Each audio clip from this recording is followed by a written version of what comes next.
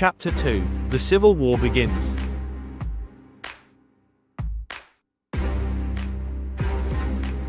After the coup on March 18, 1970, Cambodia was thrown into turmoil. Kampong Tom province came under frequent attacks from the Viet Cong, North Vietnamese communists, supporting the Khmer Rouge. Meanwhile, the Khmer Republic, backed by South Vietnam and the United States, fought against them.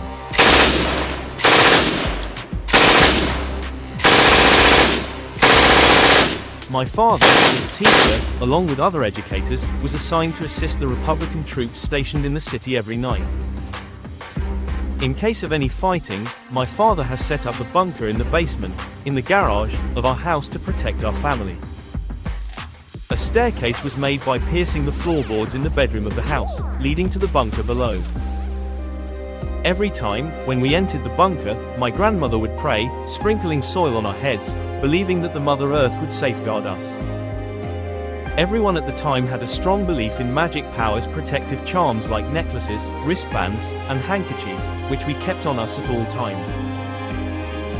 One night, fierce fighting erupted. The sound of gunfire, both small and large, filled the air.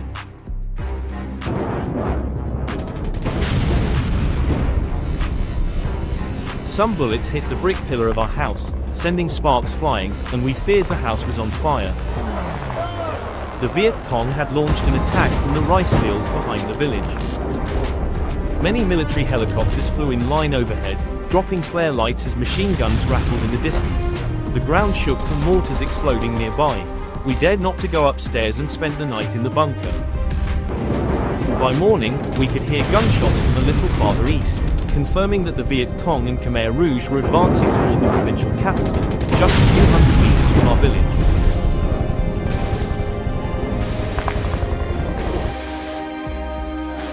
Our village was now cut off from the provincial town and fell under enemy control. With no phones at the time, my mother couldn't reach my father in the city. We refrained from cooking, fearing that smoke might draw fire from the enemy, who could mistake us for Republican soldiers.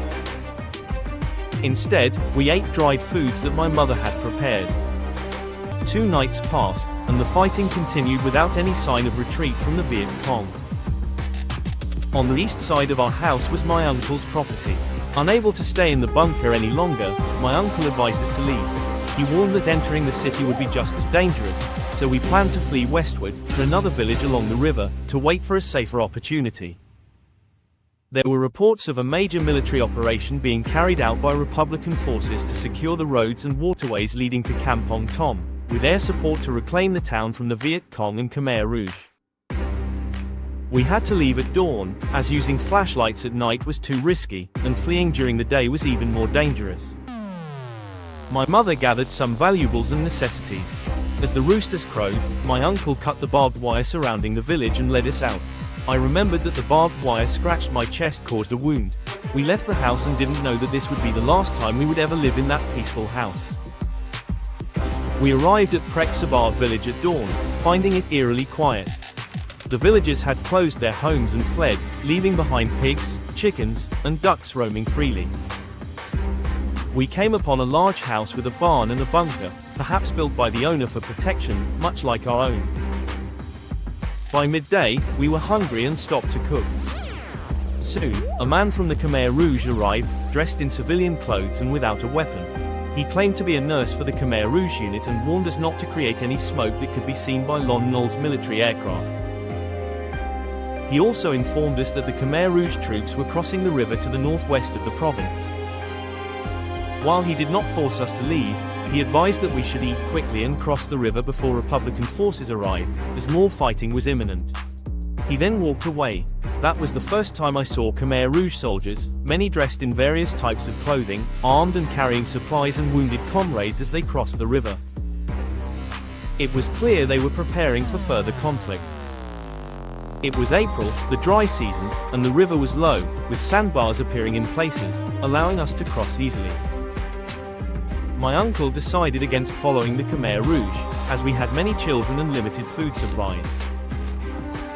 We chose to hide in the village and wait for a safer time to return home or move toward the provincial town. After a quick lunch, we ate the remaining food for dinner, since we couldn't light a fire in the evening. We spent the night hidden under a rice barn, which was so low we had to crawl to rest. The only sounds we heard were artillery shells and gunfire from both the ground and the air. Occasionally, flares dropped from planes, lighting up the night sky as military operations continued.